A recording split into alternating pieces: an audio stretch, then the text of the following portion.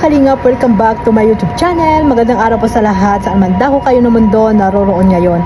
At ito na naman guys, ang inyong lingkod, Kalingap Maymay. Ayan, panibagong reaction, panibagong araw po tayo mga Kalingap. At dito po tayo sa mag-inang ungrateful, no? At ito yung mag-inang grabe po ang pag-uugali.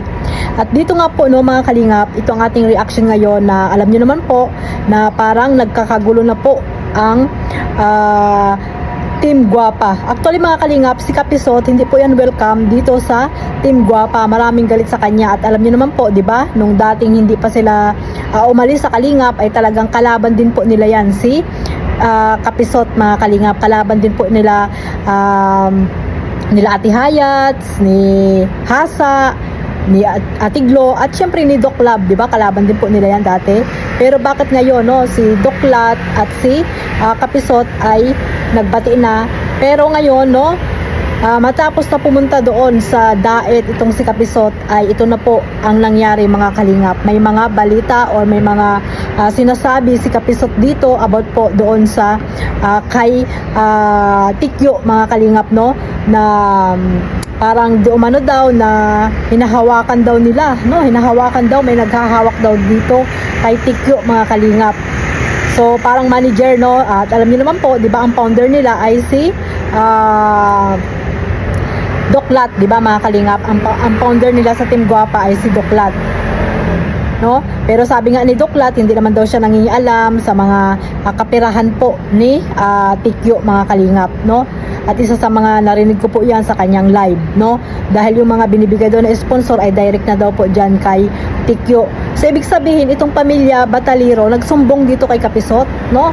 Parang nagtiwala po dito sila kay Kapisot. At ayun nga si Kapisot ay ni-live naman sila kung ano yung mga sinasabi ng Bataliro family dito kay Kapisot. 'Di ba? Wala namang ibang magsasabi kundi yung pamilya na 'yon. Kaya nga 'di ba nagkagulo sila, parang nagkakagulo na sila mga Kalingap. No? Kung ano yung kinukwento ng Bataliro family, sinasabi ni Kapisot doon sa live na nakakasama naman doon sa parte nila Doklat. 'Di ba? Pangit po yung yung sinasabi dito, no? Parang napapasama po dito si Doklat mga Kalingap doon sa sinabi ng Bataliro family dito kay Kapisot. So ibig sabihin parang talagang nagtiwala po sila dito kay Kapisot mga Kalingap na sabi nila ay hindi nga nila kilala, pero nung unang pagpunta pa lang doon sa Daet, ano na ang nangyari? Nagkwento na po mga Kalingap na parang ikinakasama ni Doklat ngayon, no? Pati nga mga viewers nila, maraming galit din, di ba? Maraming galit po sa nangyari na ito. Pero dito po natin nalaman mga Kalingap na itong si Hansel, no, nanay ni Tikyo ay diktador, no? Talagang diktador kay Tikyo mga Kalingap. Talagang hindi niya ito pinapayuhan, no? Na wag nang mag-live muna kasi nga mainit pa yung mga basher sa kanya. Mag-focus na lang sa kanyang pag-aaral. Huwag ka na muna mag-social media. Dapat ganun ang mga sinasabi mo sa anak mo. Hindi yung pag nagla-live si Tikyo, nandyan ka. Nagsusulsul sa kanya kung anong sasabihin. Diktador nga, mga Kalingap. Nagiging diktador itong si Hansel dito kay Tikyo. Kasi nga laging nasa likod at tinuturuan niya si Tikyo kung ano yung sasabihin. Ibig sabihin, diktador, no? Na ina. Diktador na ina, mga Kalingap. So, ayan mga Kalingap, pakinggan natin itong sinasabi nila dito ha. Pero bago natin pala ipagpatuloy itong ating reaction mga Kalingap, so shoutout muna tayo sa ating founder Kuya Bal Santos Matubang, Ate Edna Vlogs, Kalingap Rab, at sa lahat po ng mga nasa landing pad, ambassador, deputy, mga Kalingap Scouters, mega love shoutout po sa inyong lahat. Ganon din po sa mga sponsor, OFW, yung mga nandiyan po sa Pilipinas na walang sawang sumusuporta po sa aking maliit na YouTube channel at sa buong Team Kalingap. Shoutout po sa inyong lahat. At syempre sa mga kasamahan ko pong reactor, no, legit reactor po na nandito po sa Team Kalingap. Mega love shoutout po sa inyong lahat. Ayun mga Kalingap, sa mga hindi pa po nakasubscribe sa aking maliit na YouTube channel, subscribe na po and click the notification bell para po update kayo sa aking mga reaction uploads araw-araw mga Kalingap. Ito mga Kalingap, no, ituloy na po natin itong ating reaction dito na kung bakit po nasabi ko na diktador na ina itong si Hansel mga Kalingap dito kay Beyonce, no?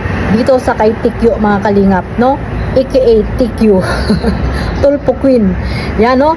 Ito mga kalingap, pakinggan natin ha, itong, tawag dito, itong, hindi ko na save. Hindi ko na save, mga kalingap. Ano to? Mahina ang ano dito, signal. Yan. Hindi ko na save. Ito mga kalingap, oh. Sana maano. Ayan ha.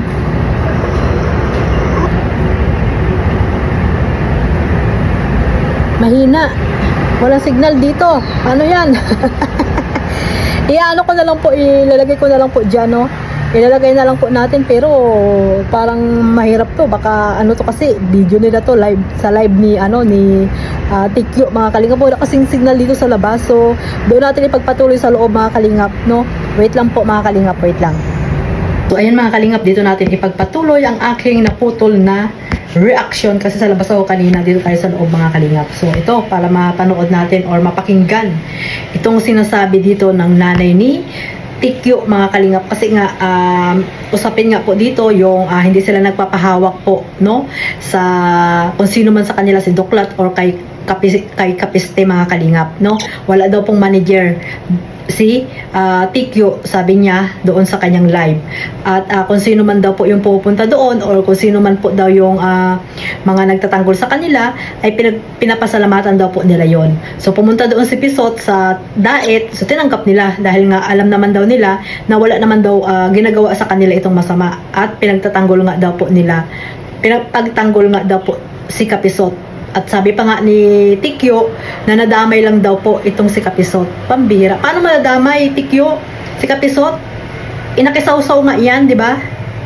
Nakisaw-saw. Anong utak meron ka? Hindi yan nadamay. Iba ang nadamay sa nakikisaw-saw or nag-content dito sa Kalingap. Hindi siya nadamay. Pambihira ka talaga. So ito mga Kalingap na panoorin or pakinggan po natin mga Kalingap. Sa akin, pinapasalamatan ko po Mahina yung salita ni ano?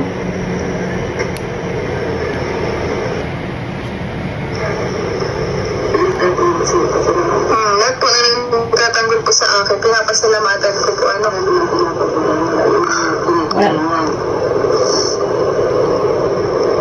Wala daw silang pinapaboran, sabi ng ina. Tinuturuan niya po itong si TQ kung ano yung sasabihin doon sa live, no? Wala daw po silang pinapaboran kahit sino, no? So, ibig sabihin kay Doklat na grabe yung ginawang pagdidipinsa sa kanila, pagtatanggol noong wala pa si Kapisot sa kanilang buhay. 'Di ba mga Kalingap? Grabe pagtanggol ni Dr. Love, pero ngayon parang mas tawag dito, mas mahal pa nila ngayon si Kapiste na ngayon lang po nila nakilala, no? Mga Kalingap, nasabi nga nila hindi nila kilala, di ba? So bakit parang nag-iba ang ihip ng hangin, no? So ayan, no, dinidiktahan po ni Hansel itong anak niya, no, habang nagla-live po mga Kalingap. So doon naman po mga Kalingap sa sinasabi ko na nagsabi ang pamilya po ni ng Batalino family no, nagsumbong kay or nagkwento, no, nagkwento po dito kay Kapiste mga Kalingap. Ito po yung ating aninit dito, pakinggan, no, yung kwininto po ng Bataliro family dito kay Kapiste at nilive po ni Kapiste. So ngayon po ito po yung pinagkakaguluhan, no, sa Team Guapa mga Kalingap. Yung sinabi ni Kapiste dito sa kanyang live na ikwininto ng Bataliro family. Wala namang iba magkukwento dyan. Sino ba namang iba magkukwento dyan? Kasama nga nila yan, di ba? Nagsabong, nag-outing, nagkwento, or nung pumunta nga doon si di ba? Nag-collab pa sila sa live ni Kapiste. Di ba mga Kalingap? For the first time. Samantalang kay Doklat, hindi nagawa ni Tikyo yan na mag-collab siya. Magkapit-bahay lang sila, di ba? Diba mga Kalingap? Magkapit-bahay lang, pero hindi nagawa ni Doklat yan. Na makikulab sa live ni or isa man sa kanila. Ito ha mga Kalingap, pakinggan natin itong na to. Ito yun ito yung live na ito yung pinagkaguluhan ng mga Team Guapa. Ayan, grabe mga Kalingap. Grabe. nangyayari, o nangyayari noon, yan sa kabila, sa nangyayari sa ngayon. Nabago lang yung nabago lang yung mga tao na kapalibot sa kanya, o grupo, pero walang pagkakaiba yung sistema na nangyayari noon sa kabila. Walang pagkakaiba sa nangyayari, o nangyayari noon, yan sa kabila, sa nangyayari sa ngayon. Nabago lang yung Parang usaping ano to mga kalingap, usaping pera, no? Parang usaping pera ito, no? Ibig sabihin, parang may humahawak pa rin po kay Tikyo, no? Wala daw pinagkaiba noon, nung may manager pa si Tikyo dito sa Kalingap, di ba? Pero binibigyan naman lahat sa kanya ang tulong, di ba? Nakilaki nga ng bahay nila, hindi naman binubulsa. Ano mo nasabi? Nabago lang yung mga tao na kapalibot sa kanya, o grupo, pero walang pagkakaiba yung sistema na nangyayari noon sa kabila. Marami may ano kayo dyan, may pakiramdam na kayo, mga kapiso. Pero ito talaga, yun yung rito na gusto ko niyan sa inyo. Real talk. Pinapangunahan nyo kasi yung bata. Pinapangunahan nyo kasi yung magulang. May magulang yan na dapat mag-decide sa lahat ng bagay. Nagigas nyo? May magulang po si Beyonce. Kung sa madaling sana, nung siya po, May magulang talaga si Beyonce, kaya nga diktador eh. Support sa lahat ng ginagawa ni Tikyo, no? Kahit alam niya na nadedihado na ang kanyang anak, sige pa rin, di ba? na wala dyan sa kabila, wala po dapat na pwede maghawak sa kanya. O magdikta. Sino? Gusto mo ikaw maghawak? No, gusto mo kasi ikaw siguro maghawak. Sa madaling salita, walang manager. Walang manager. Walang naghahawak, kundi yung mismong magulang lang niya sa sarili niya. Nagigas nyo? Iba po kasi, yung iba maraming ano walang alam talaga. Pero iba kasi pagka yung mismong pamilya na. Ang yung makakausap, ang yung makakakwentuhan. O, diba? Iba kung yung pamilya na mismo. So, ibig sabihin, pamilya na ang makakakwentuhan. Iba daw kasi pag ang pamilya na ang makakausap.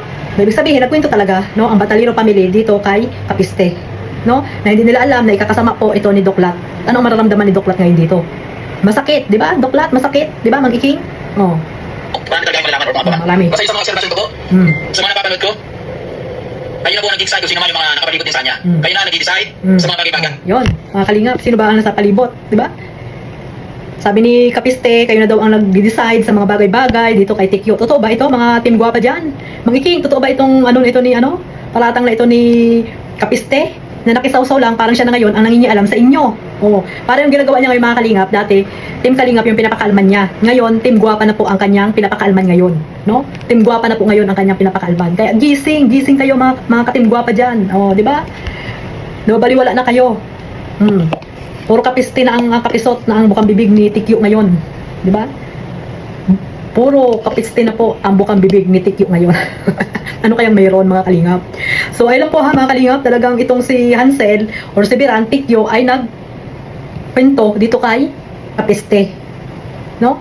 Nagkwento po mga kalingap. So ayun lang po mga kalingap, ang aking masasabi po dito. Maraming salamat po sa walang sawang pagsuporta sa aking maliit na YouTube channel, Kalingap Maymay. Huwag niyo pong kalimutan suportahan ang ating founder, Kuya Bal, Kalingap Ram, Ate Edna, at syempre ang Jomcar, Kalingap Edo, at sa lahat po ng mga charity vloggers sa Almandaco ng lugar po dyan sa Pilipinas. God bless us all. Mabuhay po ang Team Kalingap. Bye-bye.